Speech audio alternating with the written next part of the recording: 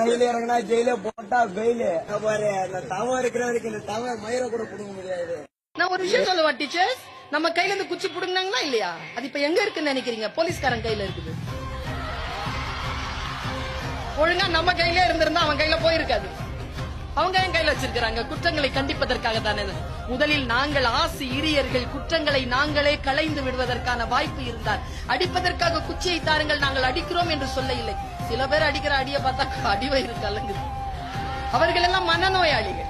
நான் மனநோயாளிகளை பற்றி பேசவில்லை, நல்ல ஆசிரியர்களை பற்றி அப்படின்னால இன்னும் நடங்கும். என்று ஆசிரியரின் கண்டிப்பு தவறாக தெரிந்ததோ அன்றைக்கே இந்த சமுதாயம் சீர்கெட துவங்கிவிட்டது. அன்றைய காலங்களில் ஆசிரியர்கள் அடிக்கவில்லை, மாணவர்களின் வாழ்வை செதுக்கினார்கள் என்றுதான் உண்மையான விஷயம்.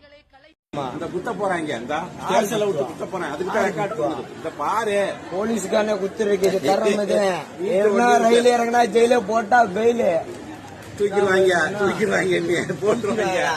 போட்டுருவாங்க பாரு. அந்த தவம் இருக்கிற வரைக்கும் இந்த தவ மயிரை கூட புடுங்க முடியாது.